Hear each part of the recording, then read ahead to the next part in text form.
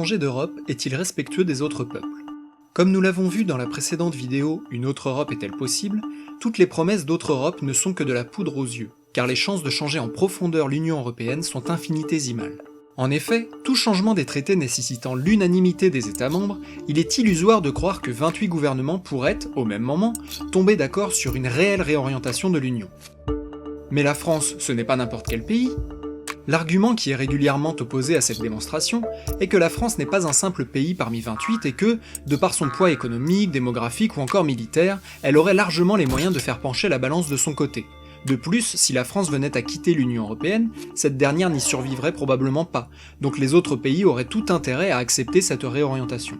En d'autres termes, la France pourrait user de sa position dominante pour imposer aux autres États membres son chamboulement de modèle européen, par-dessus le marché, à coup de chantage à la sortie.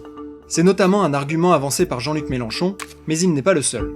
Ainsi, les personnes qui prétendent vouloir changer d'Europe parce que celle-ci ne respecterait pas les peuples ou serait dominée par l'Allemagne de Madame Merkel, proposent de faire exactement la même chose pour arriver à leur fin, imposer leur Europe au peuple des 28 États membres. Cela ressemble à la loi du plus fort. Mais notre modèle européen est universel. L'argument suivant consiste à dire que le changement d'Europe que l'on porte rencontre de façon évidente les aspirations de tous les peuples d'Europe sans exception. Alors prenons quelques exemples. Restreindre la libre circulation des capitaux et donc endiguer les délocalisations qui en découlent. Qui pourrait être contre? Eh bien probablement le Luxembourg, Malte ou Chypre, dont les secteurs bancaires représentent une large part du PIB et qui vivent de ces transferts de capitaux. Et probablement aussi les pays de l'Est comme la Pologne, la Roumanie ou la République tchèque, qui bénéficient de ces délocalisations intra-européennes. Une dévaluation de l'euro permettant de favoriser les exportations françaises, qui pourrait être contre? Probablement l'Allemagne, les Pays-Bas ou la Finlande, qu'un euro fort favorise. Cela commence à faire beaucoup de noms, et ce ne sont que quelques exemples. Certaines réformes peuvent nous sembler pleines de bon sens d'un point de vue français, mais elles portent sur des sujets vitaux pour d'autres pays, car ils ont pu construire une large part de leur économie dessus. Vouloir user de sa position dominante pour contraindre ces pays à se tirer une balle dans le pied, ce n'est pas très humain d'abord, si? Alors que faire? Au lieu de s'obstiner à espérer une autre Europe qui n'a statistiquement aucune chance d'arriver.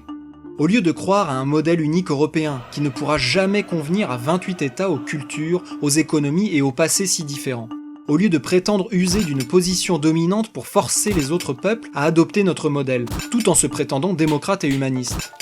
Pourquoi ne pas se rendre à l'évidence que le moyen le plus certain et le plus respectueux des autres peuples de réellement changer l'avenir de la France et des Français est de quitter unilatéralement et sereinement l'Union européenne et l'euro, ceci nous plaçant, à nouveau, dans la situation de l'écrasante majorité des pays du monde. Une situation où nous détiendrons les manettes stratégiques de notre pays, et où les Français pourront mener la politique qu'ils auront décidée par eux-mêmes, sans qu'elle ne soit imposée par d'autres, et sans l'imposer à d'autres non plus. Et si notre nouveau modèle fonctionne, cela donnera probablement des idées aux autres, qui seront libres de nous imiter.